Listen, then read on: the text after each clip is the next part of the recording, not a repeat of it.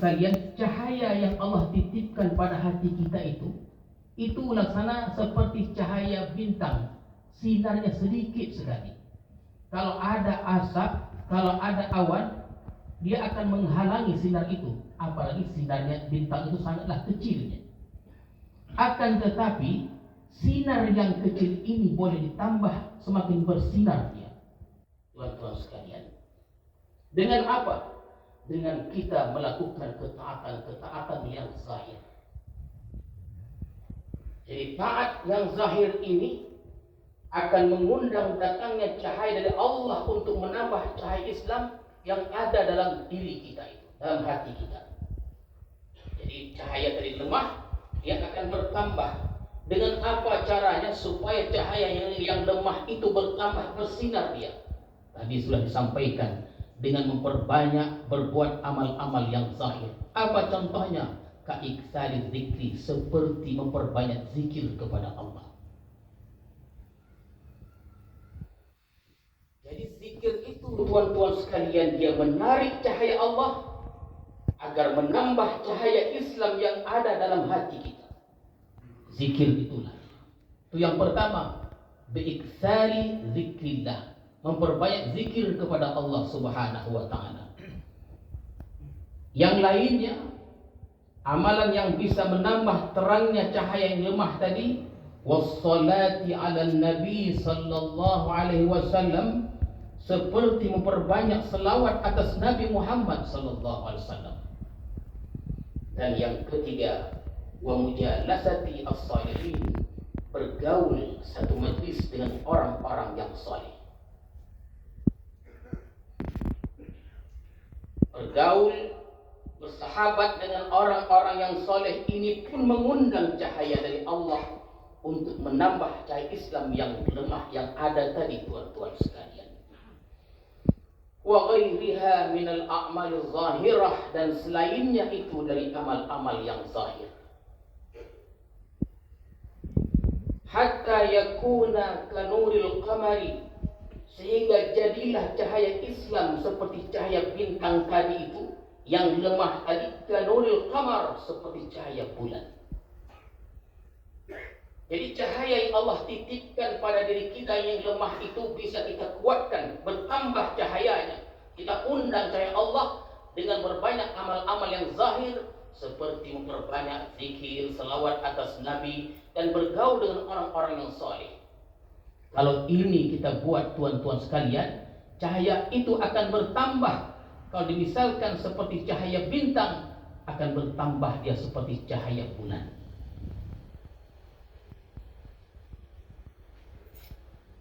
Jadi cahaya Islam yang awalnya lemah itu, yang agak gelap dia, dengan sebab itu kita banyak taat kepada Allah, banyak amal-amal yang saya sebutkan tadi, sehingga dia menjadi cahaya bulan. Kalau sudah sampai ke cahaya bulan, wahwa nurul iman, itulah cahaya iman. Itu sudah menjadi cahaya iman. Cahaya Islam dia naik kepada cahaya iman.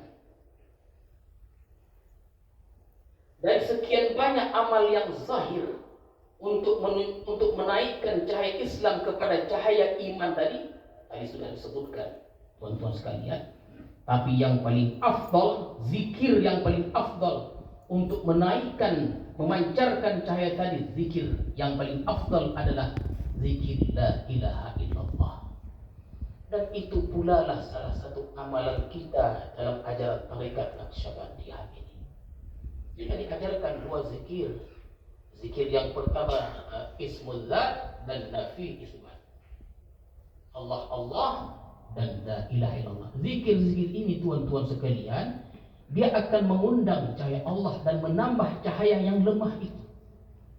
Maka benarlah, tidaklah salah kalau amalan-amalan yang ada dalam tarekat Naqsyabandiyah ini. Dan dikatakan zikir ini, tuan-tuan sekalian, begitu fadilahnya, istimewanya zikir ini. Kata Rasulullah sallallahu alaihi wasallam, man aktsara zikrallah ahabbahu Allah taala. Barang siapa yang banyak zikir kepada Allah, maka Allah akan cinta kepadanya. Bukan main-main. Jangan dipandang remeh orang yang berzikir, baik sedikit ataupun banyak. Karena Rasulullah sudah menyebutkan bahwa orang yang membanyakkan zikir, maka Allah sayang kepadanya. Allah akan cinta kepadanya. Cinta Allah itu akan datangnya cahaya dan berlanjut ke dalam hati kita ini. Jadi tuan-tuan sekalian, untuk mendatangkan cinta Allah antara lain adalah memperbanyak zikir kepada Allah Subhanahu wa taala. Di dalam sebuah hadis qudsi disebutkan Allah berfirman, "Ana jalisu man dzakarani." Itu kata firman Allah dalam sebuah hadis qudsi. "Ana jalisu man dzakarani." Aku berdampingan duduk dengan orang yang berzikir kepadaku. Aku, kata Allah, berdampingan duduk dengan orang yang berzikir kepadaku. Allah itu, tuan-tuan sekalian, sumbernya cahaya. Allah itu sumbernya cahaya. Dalilnya nurus samawati wal ardh. Bayangkan kita berdampingan dengan sumbernya cahaya. Coba kita bayangkan apabila kita berdampingan dengan sumbernya cahaya itu Allah Subhanahu wa taala. Jadi bila kita berzikir, Allah satu majelis dengan kita, artinya cahaya Allah itu akan banyak masuk ke dalam hati kita ini. Itu keistimewaan zikir kepada Allah. Yang mana zikir itu boleh menarik cahaya Allah dan menambah cahaya yang lemah dari itu. Kemudian selawat atas Nabi Muhammad sallallahu alaihi wasallam. Dan selawat ini luar biasa juga fadilahnya, kelebihannya. Ia bisa mendatangkan cahaya dalam hati kita. Bahkan satu selawat yang kita baca akan mendatangkan 10 cahaya dari Allah Subhanahu wa taala kepada kita. Satu selawat yang kita baca akan mendatangkan 10 cahaya dari Allah kepada kita. Satu selawat. Apa kata Rasulullah? Rasulullah menyebutkan, "Man shalla alayya wahidatan sallallahu alaihi biha ashran." Siapa yang berselawat atasku satu kali, maka Allah balas dengannya 10 kali. 10 kali itu artinya 10 cahaya yang masuk ke dalam hati kita. Makanya tuan-tuan sekalian, salah satu amalan orang di kampung Besilar ini yang beramal ya. Salah satu amalannya selawat atas Nabi. Maka terkenal ada selawat Dalail Khairat. Itu biasa dibaca oleh orang-orang Besilar di kampung Babu Salam. Selawat hari Seninnya, selawat hari Selasanya, hari Rabunya, hari Kamisnya, Jumat, Sabtu, Minggu. 7 hari itu terus berganti kontinu.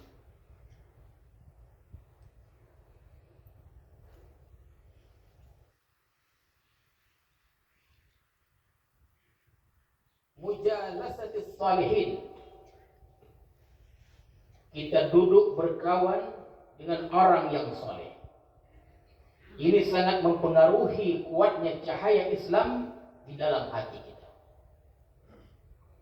Rasulullah sallallahu alaihi wasallam pernah bersabda, kata beliau, "Al-mar'u ala dini khalilih." Kata beliau, "Al-mar'u ala dini khalilih." Seseorang itu atas agama teman dekatnya. Kalau teman dekat kita orang soleh, satu saat nanti kita akan menjadi orang soleh, tuan-tuan sekalian. Imam Abdullah Ba'alawi Al-Haddad ada menyebutkan, "Man sahibas salihin ja'alahu Allah minas salihin wa in kana minal fasiqin." Barang siapa yang bersahabat dengan orang soleh, maka dia akan menjadi orang soleh sekalipun dulunya dia orang yang fasik. kelebihan. Oleh karena itu tuan-tuan sekalian, orang-orang dulu tuh, orang-orang tua kita, ayah kita, emak kita, biasa membawa kita masa kecil kita kepada orang-orang saleh. Dibawanya kita kepada orang saleh, dikatakan, wahai Tuhan, tolong doakan anakku, sapukan kepala anakku, tuan-tuan sekalian. Dulu orang-orang tua biasa begitu, karena mereka tahu manfaatnya.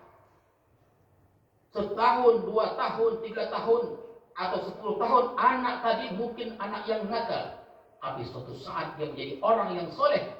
Boleh jadi karena berkat didoakan oleh orang yang soleh, yang pernah ayah ibu datang kepadanya tadi. Jadi kata Allah Al-Haddad, Ba'al Al-Haddad, man sahibas salihin, ja'alahu Allah minas salihin wa in kana minal fasikin. Barang siapa yang bersahabat dengan orang soleh, maka dia akan menjadi orang soleh sekalipun dulunya dia orang yang fasik.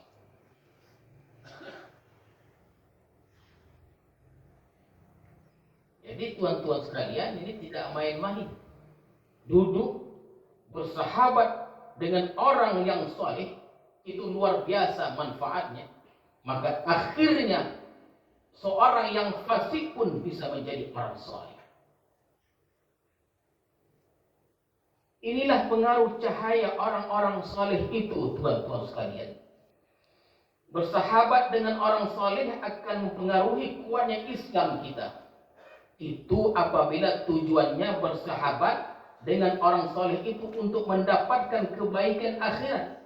Kalau tujuan bersahabat itu untuk kebaikan akhirat, akan dapat berkahnya. Tapi apabila tujuan dekat dengan orang saleh untuk kesuksesan dunianya, maka ini tidak ada hubungan dengan apa yang kita bicarakan pada malam ini. Tak ada hubungannya. Jadi tujuan bersahabat dengan orang saleh itu adalah untuk kebaikan akhiratnya. Maka dia akan berikan, membekas pada diri kita kalau kita bersahabat dengan tujuan seperti itu. Hadirin dan hadirat sekalian, jadi cahaya Islam yang sedikit, yang lemah menjadi kuat, bertambah terang, semakin bersinar dengan perbuatan-perbuatan taat yang zahir. Banyak zikir, banyak selawat atas Nabi, dan bergaul dengan orang-orang yang soleh. Maka semakin kuatlah cahaya Islam, sehingga cahaya Islam yang seperti bintang tadi, yang lemah tadi tuan-tuan sekalian, akan menjadi seperti cahaya bulan-bulan.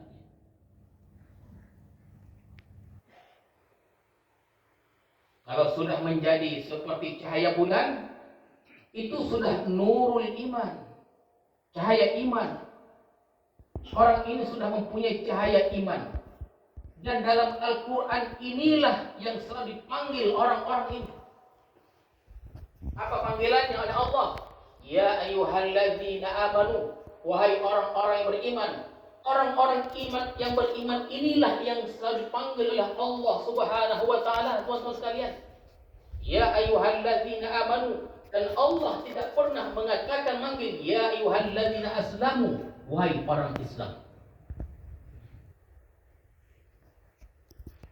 Jadi yang banyak dipanggil itu adalah orang-orang yang sudah terang cahaya imannya.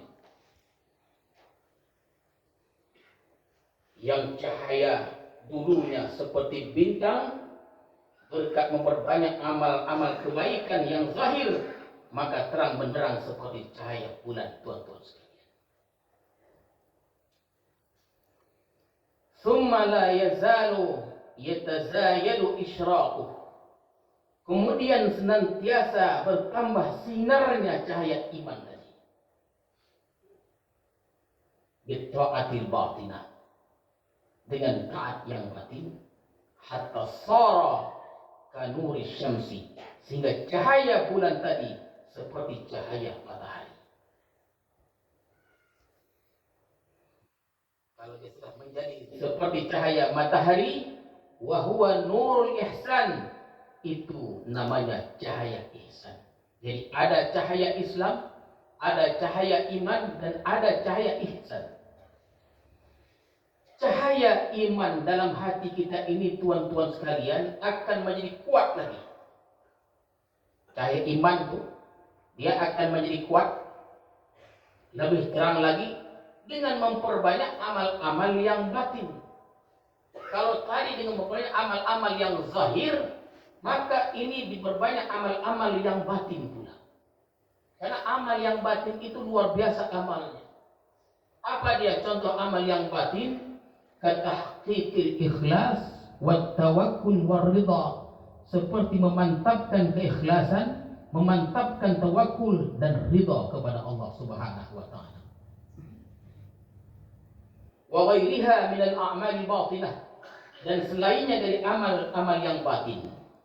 Jadi tuan-tuan sekalian, cahaya iman dalam hati kita yang seperti bulan tadi, ini bukan bintang lagi, sudah seperti bulan tadi. Apabila kita tambah dengan memperbaiki keikhlasan kita, perlu kita perbaiki keikhlasan kita.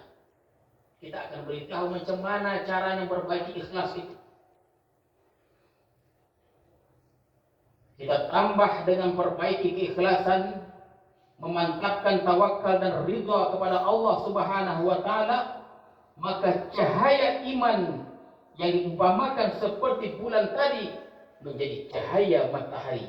Itulah yang disebut dengan nurul ihsan, cahaya ihsan. Jadi tuan-tuan, hadirin dan hadirat sekalian, untuk menaikkan kedudukan kita dari iman kepada ihsan. Kalau tadi menaikkan kedudukan kita dari Islam kepada iman, sekarang macam mana menaikkan kedudukan kita dari iman kepada ihsan? Dengan cara memperbanyak amal-amal yang batin. Bukan zahir lagi. Amal-amal yang batin. Dulu, kalau kita ikhlas, sekarang pun kita mungkin begitu, tuan-tuan sekalian. Kita datang, kita sembahyang, kita ikhlas. Boleh jadi ikhlasnya kita karena takut siksa Allah. Boleh jadi. Kita ikhlas dalam beribadah karena takut akan siksa Allah. Kita sembahyanglah. Kenapa sembahyang? Karena takut akan siksa Allah. Salah tidak? Ada orang puasa, dia puasa karena takut disiksa oleh Allah Subhanahu wa taala. Ikhlas. Ada orang zakat, maka berzakatlah dia karena dia takut akan mendapatkan siksa dari Allah. Ikhlas juga namanya. Maka ikhlas seperti ini mesti diperbaiki.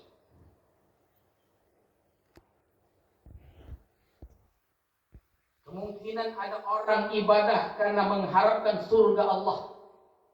Ada orang beribadah karena mengharapkan surga Allah Subhanahu wa taala.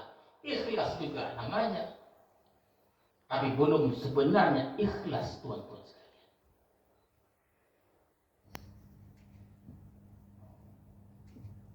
Bila ikhlas seperti ini kita tinggalkan, jangan salah paham. Bila ikhlas seperti ini kita tinggalkan, sekarang kita sembahyang semata-mata karena Allah, semata-mata karena mencari keridhaan Allah. Inilah ikhlas yang mantap namanya. Inilah ikhlas yang mantap namanya. Ada orang ikhlas ibadah takut neraka. Ada orang ikhlas ibadah mengharapkan surga. Ikhlas juga namanya. Kata para ulama, ikhlas seperti ini mestilah diperbaiki. Dengan ikhlas yang lebih mantap, macam mana dia? Maka kita beribadah bukan karena ini, bukan karena itu, tapi semata-mata mencari keridhaan Allah Subhanahu wa taala.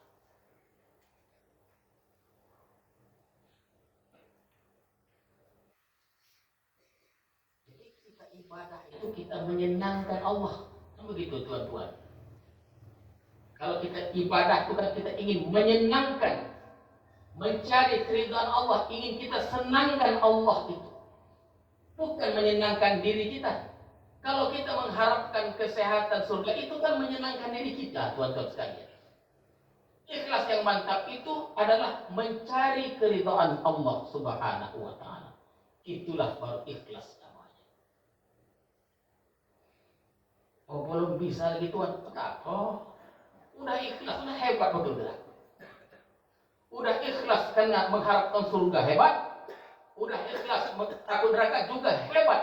Tapi ikhlas yang paling mantap itu semata-mata karena mengharapkan ridha Allah Subhanahu wa taala. Karena para salafus salih, orang-orang yang dekat dengan Allah, mereka semata-mata ibadah karena mengharapkan ridha Allah Subhanahu wa taala. Ikhlas yang seperti inilah tuan-tuan sekalian.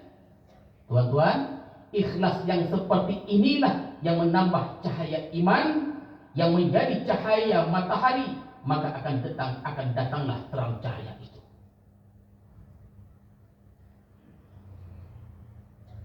Inilah dia proses perjalanan seorang hamba untuk mencapai ma'rifatullah. Orang yang sudah sampai kepada ma'rifatullah itu proses perjalanannya seperti ini. Jadi dia ada aturannya, ada belajarnya. Makanya dalam rumah suluk itu diajarkan kita, dibimbing kita dengan syariat yang kuat. Jangan kita terseleweng, terkeluar dari jalur itu, tuan-tuan sekalian. Begitulah caranya proses seorang hamba untuk mencapai ma'rifatullah Subhanahu wa ta'ala. Kan kita khawatir dia tidak belajar ini, dia tidak belajar itu, lalu belajar ma'rifatullah. Itu bahaya. Itu bahaya. Maka dia akan diganggu, akan datang hal-hal yang bersifat ghaibiyah, pengalaman-pengalaman yang ruhaniyah yang kita khawatirkan. Pengalaman-pengalaman itu biarlah dia pada jalurnya, tuan-tuan sekalian. Jadi yang saya jelaskan ini itulah proses perjalanan seorang hamba untuk mencapai ma'rifatullah.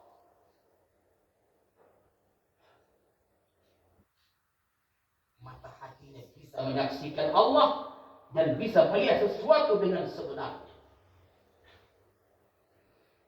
Kalau cahaya itu seperti bintang, tuan-tuan, kalau cahaya itu seperti bintang, kita tidak bisa melihat dengan sebenarnya. Apakah ini putih? Apakah ini abu-abu? Dia tidak jelas. Kenapa? Cahaya yang mencahaya itu cahaya bintang. Sedikit cahayanya, samar cahayanya.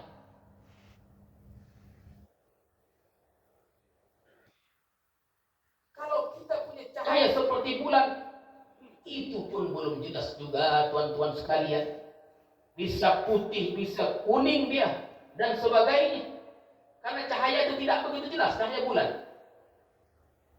Tapi kalau sudah sampai kepada cahaya matahari, itulah sudah nampak segala sesuatu. Kita melihat hakikat segala sesuatu itu. Ini putih. Putih pun banyak dia. Putih itu bukan satu saja. Tuan-tuan ini semuanya berpakaian putih. Tapi kalau dikaji satu persatu, macam putihnya itu. Ada putih tulang, ada putih beras, ada putih abu-abu, ada putih rokok. Macam lah. Bisa cahaya bintang menyinari? Tak bisa. Cahaya bulan juga tidak. Yang bisa melihat itu dengan cahaya matahari. Lalu bagaimana kita sampai ke tahap matahari itu? Proses tadi, tuan-tuan. Mantap amal zahir kita, mantap amal batin kita. Dan kita nikmat dengan kedua-dua amal itu.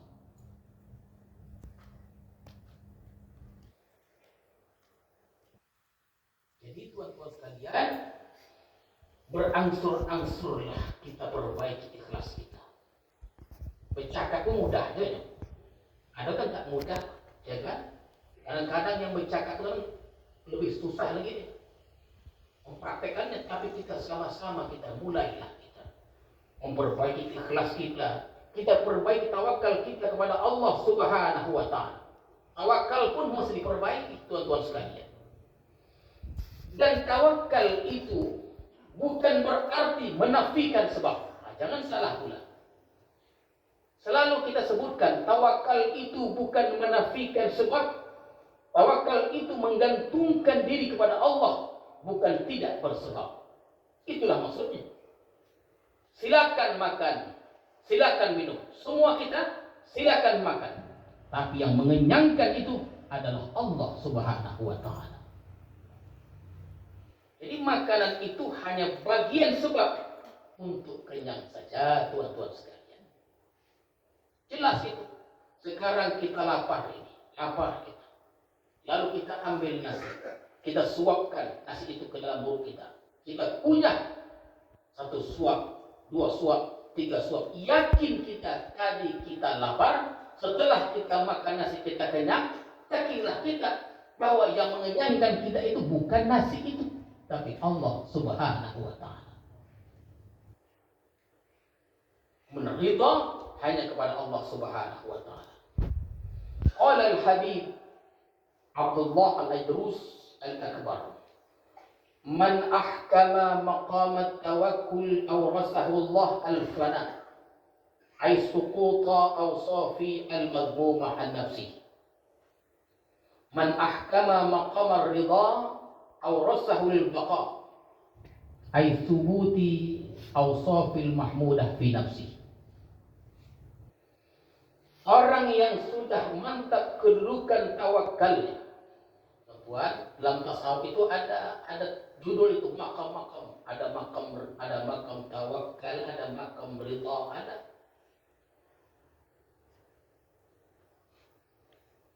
Orang yang sudah mantap kedudukan tawakalnya, maka Allah berikan dia fana. Elok tawakal itu, mantap kedudukan tawakal itu, Allah akan berikan satu yang namanya fana. Bukan fana tidur, itu fana juga. Bukan itu maksudnya fana, tuan-tuan. Apa arti fana? Habisnya segala sifat tercela dalam dirinya, gugurnya segala sifat tercela dalam dirinya. Ini kalau orang benar-benar tawakal kepada Allah. Kalau mantap tawakalnya, Allah akan berikan kepadanya fana tadi, gugur segala sifat-sifat tercela.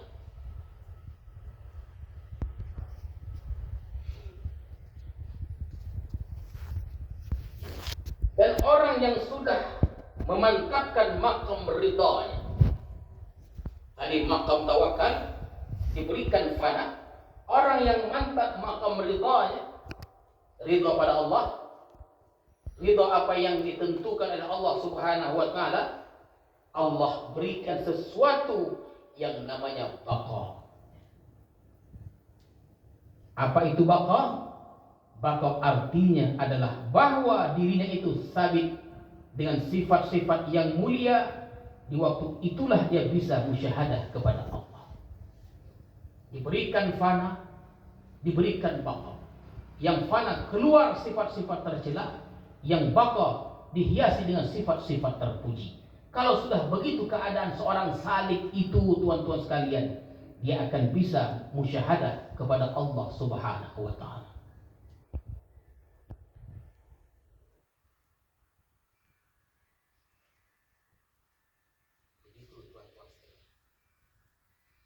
Innal 'abda idza kana wajidan halawatal 'amal az-zahir kana maqamul Islam.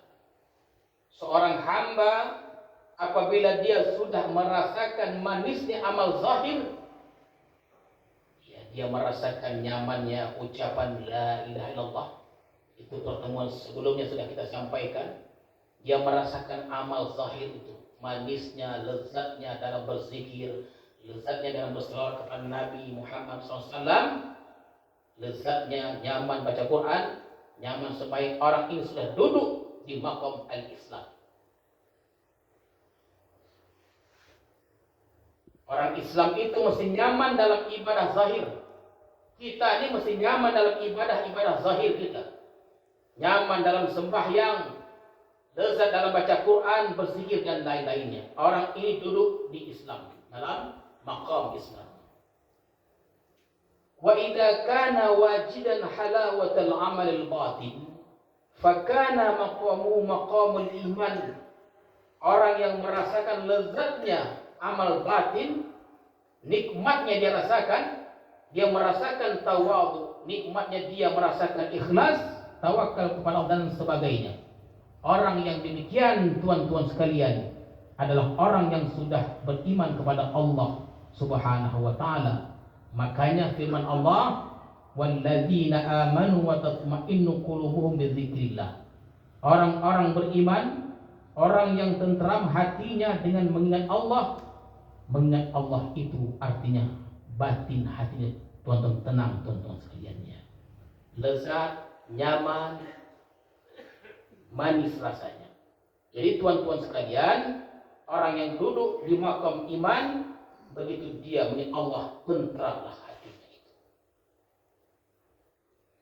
Wa idza kana wajidan halawatal musyahadah, fakana maqamuhu maqamul ihsan.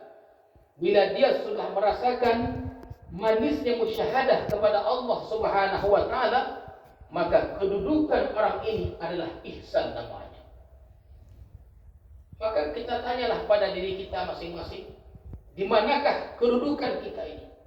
Adakah kedudukan kita di makam Islam? Adakah kedudukan kita di makam iman atau di makam ihsan, tuan-tuan sekalian?